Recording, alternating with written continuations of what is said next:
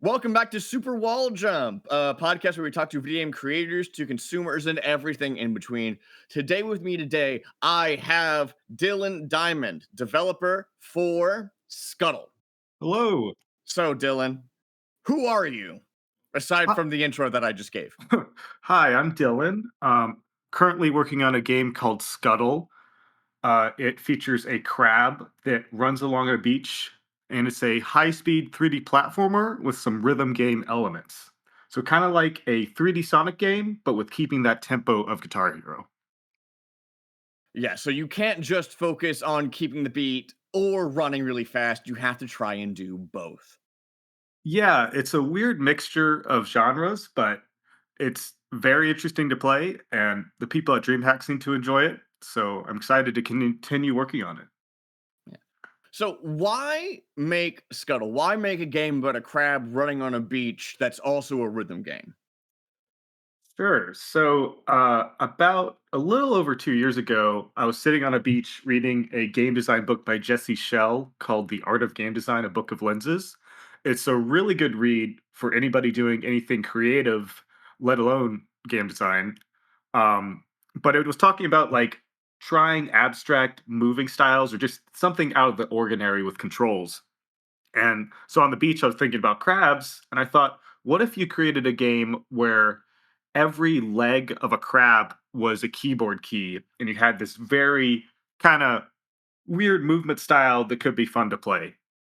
And I made a prototype of that, and it was kind of interesting, but it wasn't really like a something I could make into a full game.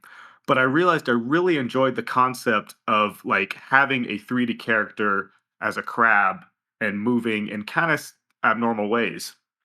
I also created a lot of music. I used to be uh, somewhat of a DJ or trying to be play out, and I loved music production and the idea of music and visuals kind of syncing up.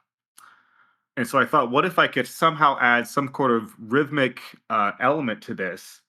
And so through iterations, I kind of came across hitting notes on beat can make your character go faster, and then just kind of added on to it from there. Yeah. So it started out originally as sort of a QWOP like, but there's a reason QWOP is a browser game and not a, $60 game on Steam. Yes, exactly like QWOP was kind of my thinking, but just with more legs.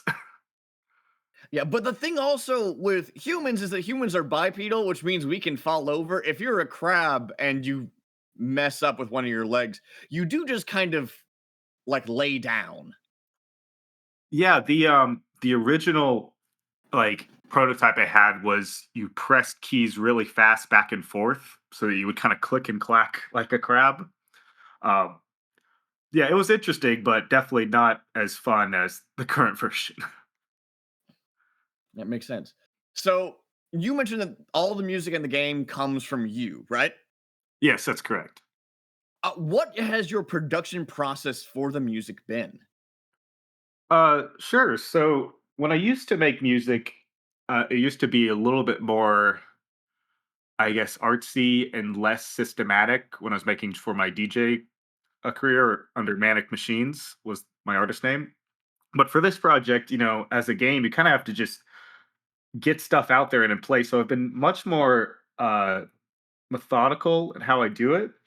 Uh, I use FL Studio, and I instead of like starting from scratch, I look up chord progressions that I know I like, and just get a bass down.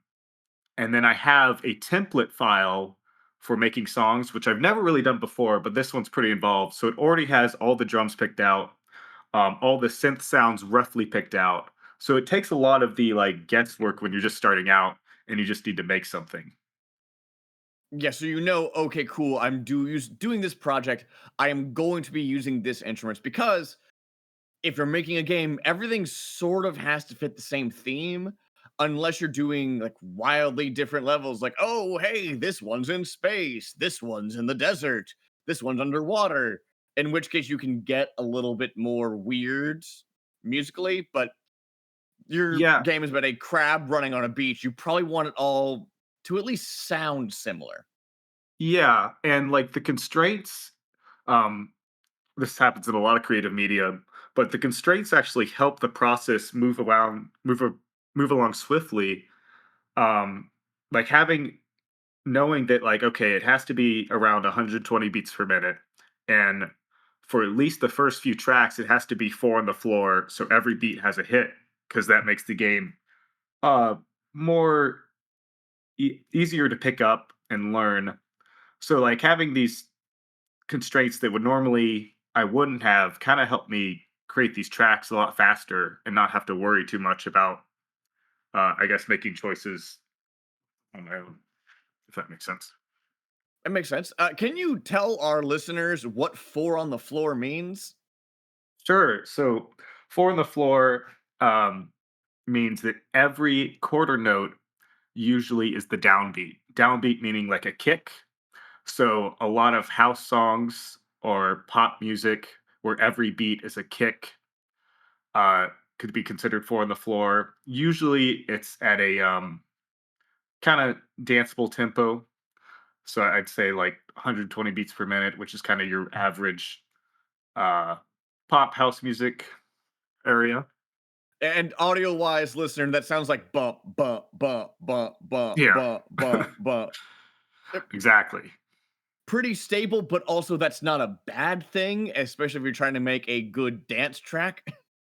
Yeah.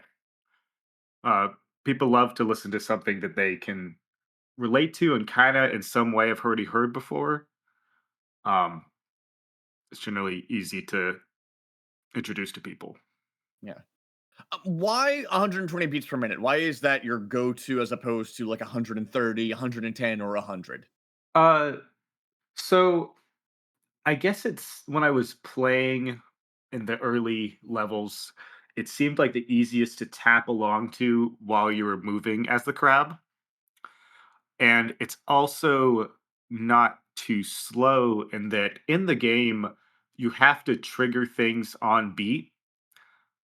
And so if you're moving along and there's a jump coming up and you got to press the jump button on beat, if it's going too slow, you may not have a window where you're in the zone to press the jump. And if it's going too fast, it kind of might be overwhelming. So that seems like a good middle ground to start from. As you progress into later levels of the game, the tempo does kind of pick up to about 140.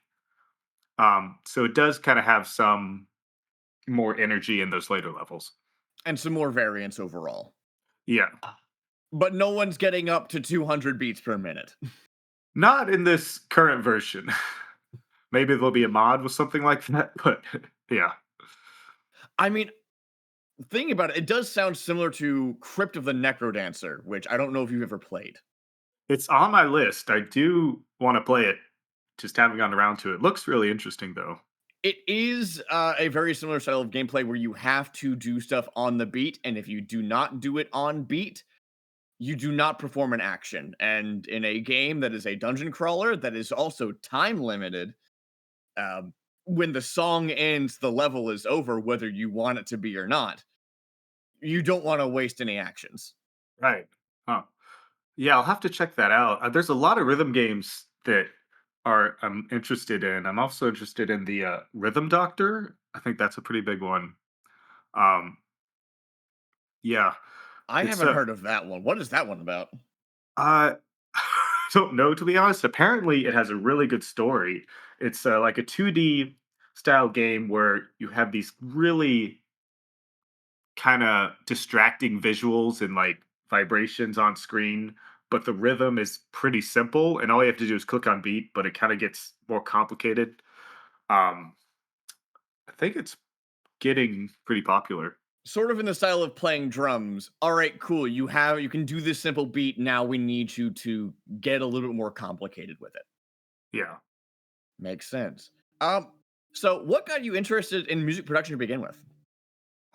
So when I was in high school, and I guess around sophomore year, which would be 2012, 2011-ish, I was like in love with electronic music, which was just starting to kind of gain some popularity or kind of the boom of electronic music in the United States.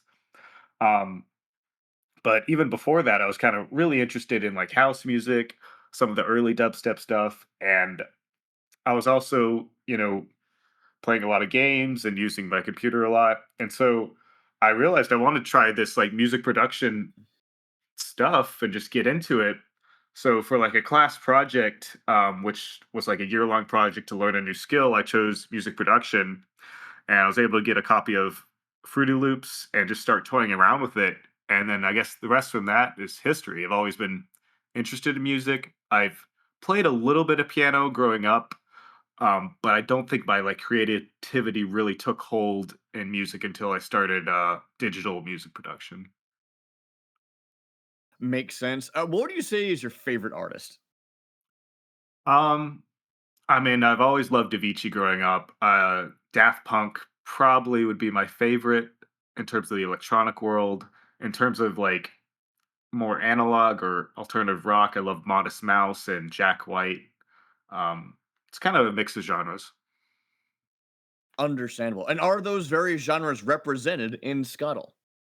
Uh, I think the some of this older styles of Avicii, I would like to think some of the melodies I'm using and kind of simple arrangements, but like kind of powerful emotions behind simple melodies is something I'm trying to pull off a little bit. I'm Mhm. using a few things that may be a little bit different. For instance, I bought a kind of fancy guitar plugin because I really wanted a real sounding guitar in the game. I thought that would work really well at the beach. But Mhm. I'm playing like very simple but kind of catchy melodies with it. Um, so I could, and it's four on the floor, so it could be considered similar to that early progressive house stuff where it kind of started to meld with the pop music. Makes sense. And also you wanna make sure you have good motifs that you can scatter the throughout the game, so that way when you're playing a later level, you can be like, "Wait a minute, this sounds like the first level, but different. Yeah, Whoa!" yeah, exactly. Um, so I have 6 early levels, and then I'm planning to make 6 more that kinda take similar start with the same project file, music project file, and then take those songs and kinda manipulate them a little bit more so that they're different, but, like, you can still kinda hear it. What are you making the game in? Unreal Engine 5. Okay, how are you liking Unreal Engine 5? Just Um, broadly, because I've uh, heard mixed things. Honestly, I love it. I think it's a pretty incredible piece of software. I've used a lot of different like digital creative software over the years, and as much as like it has its problems like everything does, I think it's pretty great in how it lays things out, especially for someone who's um very visual and has a problem with like large blocks of text. Um yeah, I mean there's some downsides where uh like it'll crash and like their documentation isn't the best. It's getting a lot better though, but Yeah, overall I because really enjoy it.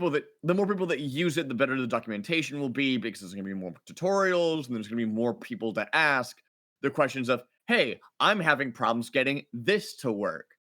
Can anyone Yeah. help?" And more people will have that answer.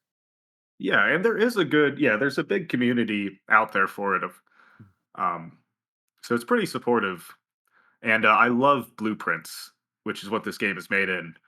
Um I have coded before, but for me personally, using blueprints kind of opened up the door to allowing me to work on these kind of larger projects and not feel like Suffer. yeah, suffer.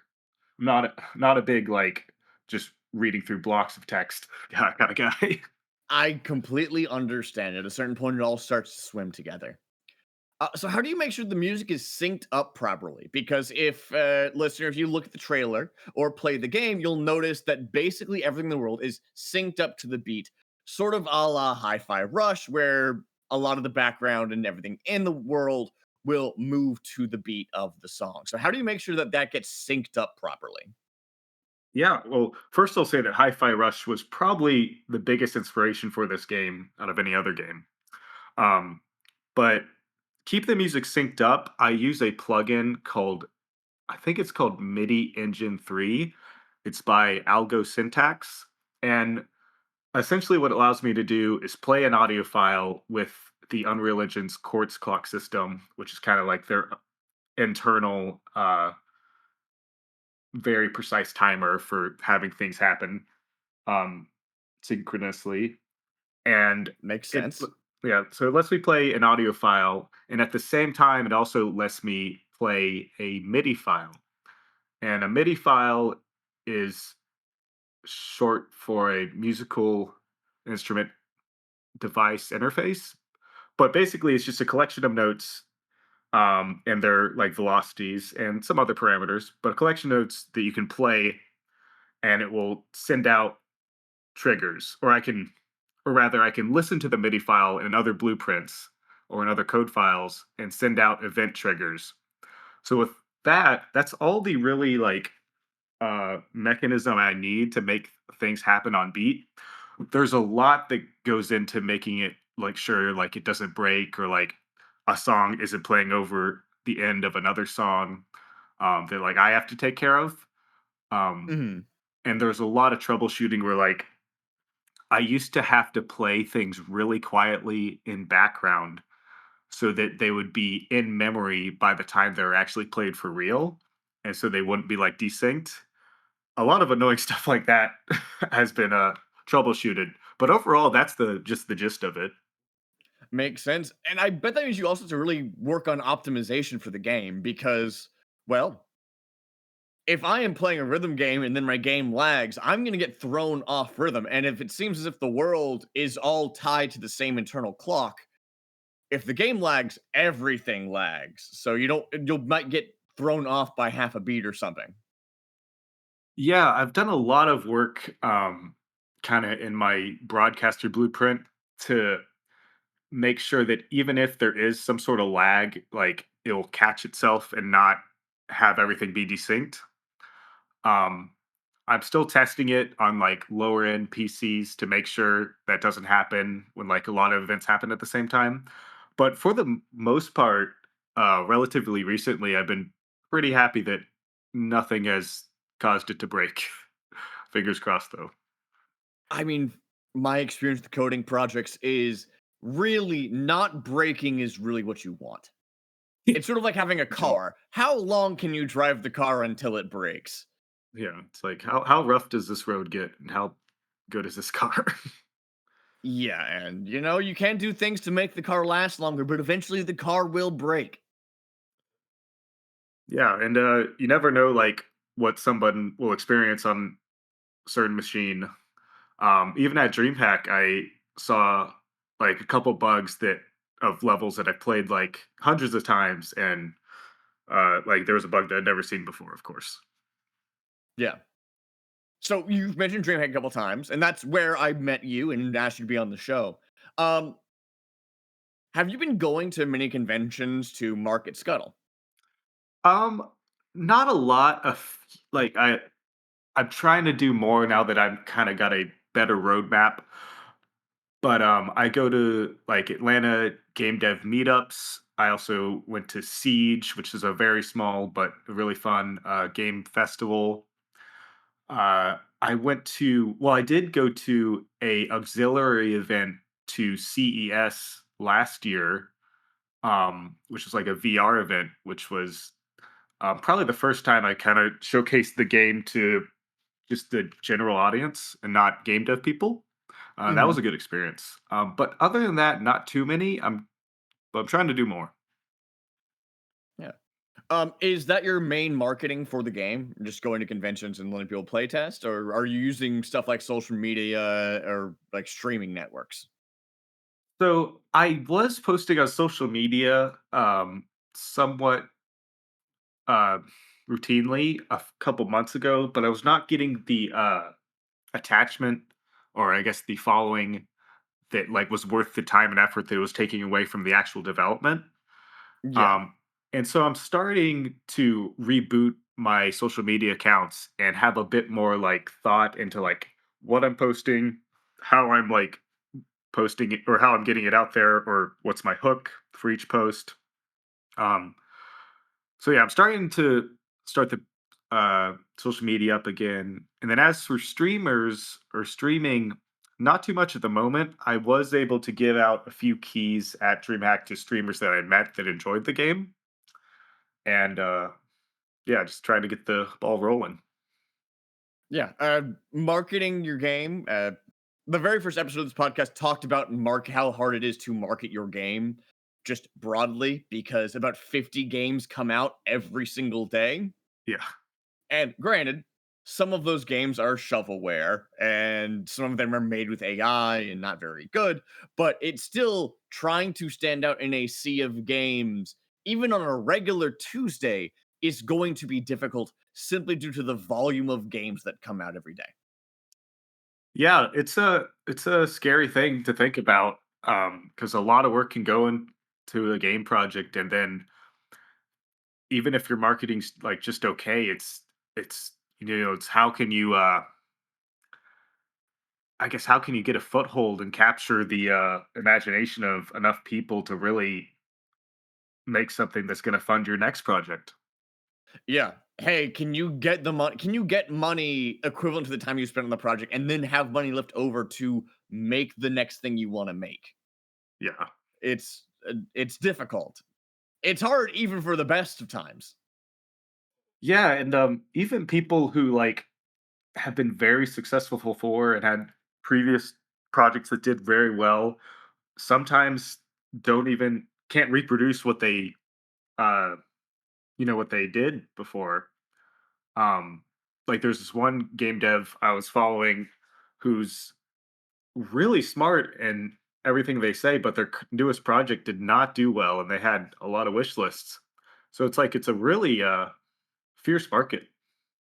Yeah, I think one of the games that comes to mind is, I think it's called T Stop. It's made by the people that did Stanley Parable, and I love I Stanley think, Parable. yeah, Stanley Parable's great.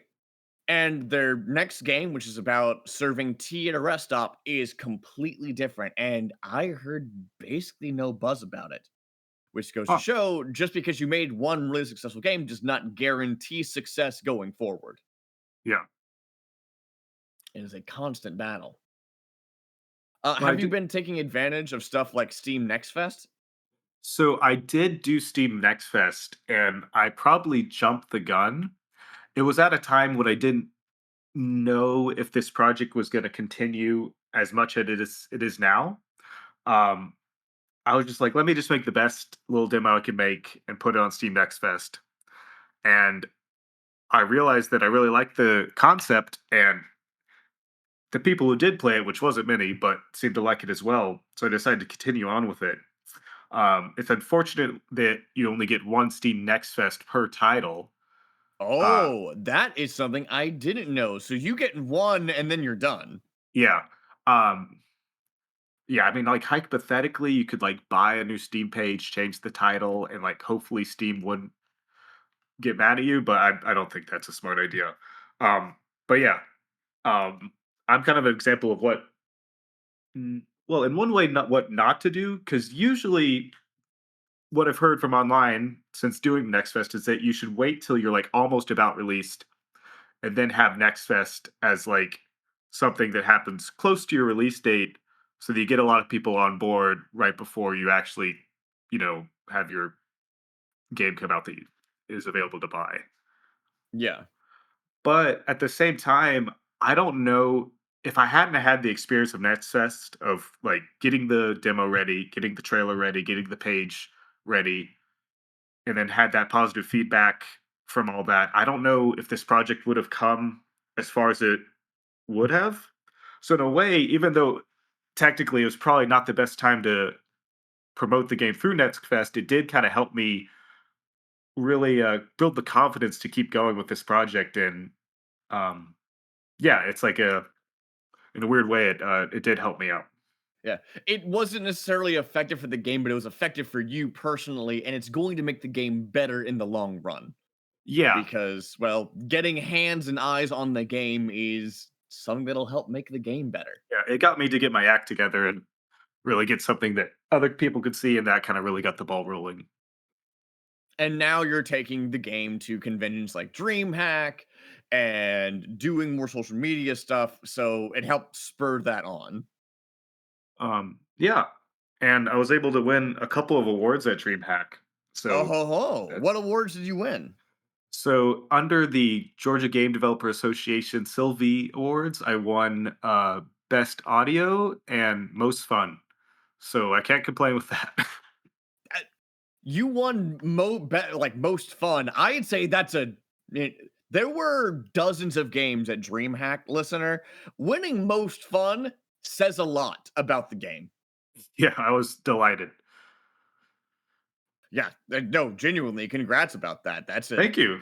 you can put that on the page. Like voted most fun at DreamHack 2025. Yeah, I was surprised. I didn't get to play a lot of the other indie games, but they looked really interesting and quite fun too. Well, you have to be on task at conventions like that if you have a booth the whole time, because if I am thinking correctly, you have to provide all of your own monitors and controllers and headsets for everyone to play the game. Yeah, pretty much. I did like rent like this computer system that was already there at the event, so that made it a little bit easier. But yeah, setting up the TV stand and the TV and the, just having everything ready to go was a little bit hectic because I was only one person. I did have my girlfriend helping out a little bit, but majority was just me. It's difficult. Would you say that were there any major pitfalls of marking your game at a convention? Um, I mean, at this one, it was kind of a no brainer because I'm based in Atlanta, and it's not like it costs money to get in, and the materials that I bought were like well worth the exposure. Mhm. Um, Okay, so it's free if you have a game to put it at DreamHack. yes, the indie playground, at least for Atlanta, I don't know about others. For DreamHack, as long as you submit and get in, it's a free spot. Um, of course, you might have to buy, some flyers or your poster, or rent a computer. But other than that, I mean, it's a pretty to me, it's like a no-brainer if you're local. I mean, yeah, that is a no-brainer. I'm gonna be telling some of my Atlanta friends, "Hey, I know you're working on a game. This is free. Go use the free marketing you have available." Yeah, and it's nice to have a large portion or large audience that is like the Steam game audience. Mhm. Because some conventions you'll go to, or I shouldn't say conventions, some like festivals or meetups will be only game dev people, which is great. But the perspective of a dev is very different from the perspective of a like gamer, and your audience is probably more on the gamer side. So it's good to get that a lot of people from that demographic. Uh, Yeah, a game dev will oftentimes have criticism or more in-depth thoughts like, "Oh, is this parry really fitting with the rest of the system?" While most players are like, "I can do a double jump. Woo!" yeah, and yeah, and sometimes that extra criticism is helpful from the game dev, and sometimes their criticism is actually something that like a gamer might really enjoy. So it's like you got to really listen to everything everybody has to say.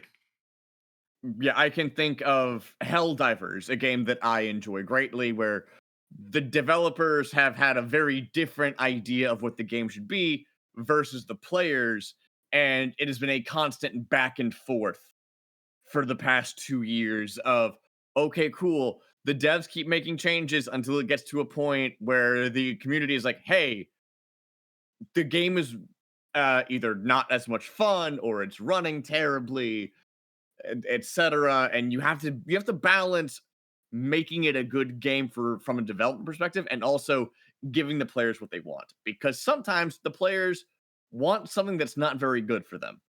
I would love a gun in a game that kills everything in one hit, but also that Yeah, would make the game very stale and boring. yeah, it's yeah, it's an interesting dynamic, and it's part of the reason why like I love art in many forms, but I like game dev because of that dynamic of like the psychology behind it. And it's like gamers when they're playing your game and they have feedback, they often don't know what they want, but they're certain of something they don't like. Like they may ask for, the kill everything button, which would make the game terrible. But if there's like a wall that they are, clipping into, of course they're not going to like that, and that's something you should take out. Yeah. It's an intense balancing act trying to make a game that not only you enjoy and are proud of, but also one that other people will like. Yeah, and then like sometimes someone will come up and play and have one piece of feedback, and then another person will come up and play and say the exact opposite. So it's a it's a balancing act between like who do you like kind of lean towards. Um, And also have to try and figure yeah, out, okay, if someone says they liked this thing or disliked this thing, why did they dislike this thing? yeah, Why are they giving this feedback? And is there a way to interpret that feedback in a, oh, hey, I didn't like the textures on this. Okay, cool. What does that mean? You don't like the textures because it's an ugly texture or because it doesn't mesh well with the rest of my assets? yeah. It's definitely like reading between the lines and hearing what they're saying behind what they're literally saying. Yeah. Um, like I had this arrow that pops up above the crab that like tells you where to go if you get lost. And for a long time, it didn't seem to work that well. Um, and like people said it didn't work well, or and then all I did was change the color of it from blue to orange. I didn't really change the functionality at all. And all of a sudden people said it was really helpful. So Yeah. um it was like people said the arrow's not that helpful, or I don't think it points the right way. And then I changed the color and people thought it was like a useful thing. So it's like that psychology is it's very nuanced, I guess. I don't know. Yeah. Well, making video games is hard, actually. 50 Oh yeah. video games come out every day, but that is a testament to if it was easier, there'd be even more. Yeah. Yeah. I mean, I feel like in the last 10 years, the like explosion of the indie market is just because of all these accessible engines. But I mean, I probably would be able to make the game I'm making or anywhere near what I'm making without, the newest version of Unreal with its blueprint capabilities, the dynamic lighting stuff. So, And also, if you didn't have a DAW like Fruity Loops, you'd be, you'd be boned for lack of a better term because yeah. trying to make sure that your music is at 120 BPM is fairly easy with a DAW, which stands for Digital Audio Workstation, where you literally set things to the beat if you're using something like the piano roll, which again, audience is basically you click on where you want the notes to go. But if you're just recording stuff live, getting it to exactly 120 BPM is going to be significantly more difficult. Yeah, that would be a challenge. But I'm sure somebody could try to make a rhythm game with like live recordings and then have their band sync to a click track, but that'd be a whole experimental project in itself. But also at that point, you're running into the cost effectiveness. Like you are a single person dev. I'm gonna wager you don't know how to play drums and guitar and Oh yeah, yeah, including mastering. And yeah. without these digital tools like Fruity Loops or Ableton, I'm an Ableton guy. Uh, Nice. without those tools, production would be a lot harder. Yeah, definitely. And like the guitar plugin is a perfect example where like I didn't buy it, well, I bought it like for this project and it's been a lifesaver because I know adding that realistic sounding guitar that I'm able to use digitally totally sells kind of the audio of the game at points. Yeah, for Um, me, I have not been able to find good guitar audio basically ever. Uh, I basically have to go and just go note by note, and then I can make a fun melody, but I'm not able to get that good, authentic guitar sound. Yeah, I mean, it still has its still not, perfect, but Real Guitar 6 is pretty close. Or close enough where like I could do stuff pretty fast and still sound pretty good. Yeah. I'm writing this down. Real Guitar 6. I think that's what it's called, yeah. And now for some fun questions. Like, will there be skins for the crab? I do have some tentative plans to make cosmetics, uh, maybe like hats or props for the claws to hold. As for whole skins, the game works where when you're going faster, the color of your chat a crab changes color. Uh, Mm. or yeah, so if you're going really fast, you're like a plasma blue almost.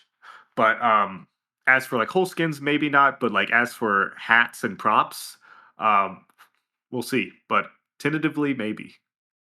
Oh. Additionally, will there be time trials or online leaderboards for the various levels? So there will definitely be a scoreboard, or sorry, score screen at the end of each level. They will keep track of your fastest times. As for online leaderboards, I've also looked into it. I can't say for certain, but definitely something I'd like to include. Or this person has the best score in this level, or top 100 scores for this. This level. Yeah, this Uh, level. I, I would advise that you check out a game called Neon White, which will it's a platforming game that is all about speed. It's basically what I would say a like compressed speed running game, but it'll tell you the times of the best players and also the times of all of your friends on Steam. So you can see, Yeah, oh hey, I see that Dylan got 13 seconds. How I did. how did Dylan do this? I did play it. Not too much, but I did enjoy it. I'll have to check out their layout for their leaderboards and stuff. That's a good Yeah, idea. because that is just one that comes directly to mind in terms of, hey, how do you make a leaderboard that really speaks to people? Yeah, I Because like. that game is all about, okay, cool. How can I go extremely fast and still beat my friends? Yeah, I like the idea of comparing it with your friends' accounts. I didn't know Yeah. that was a thing, but it makes a lot of sense. Yeah. And it breeds that competitiveness that also helps you play more with your friends. And as everyone probably knows, the best way to market your game is word of mouth. Yeah, Hands down. If someone says, "Hey, I played this game and it was awesome. You should play it too." That is the bet. You can't really buy that. yeah. That organic word of mouth is Yeah. like what you Organic want. P2P marketing. Sorry for that terrible marketing speak, but that's just it's in my blood. Nice. All right. So my final question that I have for you is if you had to start from scratch, what would you do differently? Um. Well, one thing is not do Next Fest that early. Uh, but then let me think. I guess like the overall organization of some things I would like to change. For example, when you go through a level, you're like collecting these charms, and these charms are spawned by these lines called splines. And when you Mhm. collect all the charge in that spline, it sends out a event which causes other things to happen, like an urchin to arise or rocks to rise or something like that. And it's cool when it's like working and set up, but actually like working on it is kind of a pain. I do have a rough save system for it, but I think this whole method of like having events triggered from running around the level could be a little bit cleaner. I don't think it would make any difference to the player, but as for me, when I'm like workshopping levels, it may make it a lot easier to create levels faster and kind of reorganize how things are laid out if I need to. Yeah. Um, Other than that, uh, I don't know. That's a good question. Yeah. Yeah, Hey, can't think. you don't have to have a bunch of answers now. I'm assuming this is your first game, correct? Yes. Well, when you do release Scuttle, you'll be able to take all the lessons that you've learned and use them on the next project. Yeah, absolutely. And again, you won most fun at DreamHack. I think you're off to a pretty good start. Thank you. Thank you. I was very excited. And you should be. For your first game, getting most fun and best audio, Yeah, it in a was. fairly competitive and a fairly I mean, it wasn't the indie exhibition was not huge, but there were still dozens of people there. So that's Yeah, pretty good. it was pretty surreal. I mean, I think there was like 46 indie teams or so. Uh, but yeah, I was Mhm. very humbled to know that Yeah. people liked it enough to vote it most fun, or the judges, I Yeah. guess. Um, so with that, is there anything else you'd like to leave the audience off with before we wrap up? Well, you can wishlist Scuttle on Steam. Uh, it will be out mid next year if everything goes correctly. Mid Um, 2026, yes, tentatively. yes, and yeah, great talking to you. Yeah. Thank you so much for coming on. And listener, as always, thank you so much for listening. And if you enjoyed this episode, please tell your friends, tell your family, tell your dog, because your dog loves to hear you talk. And tune in next time.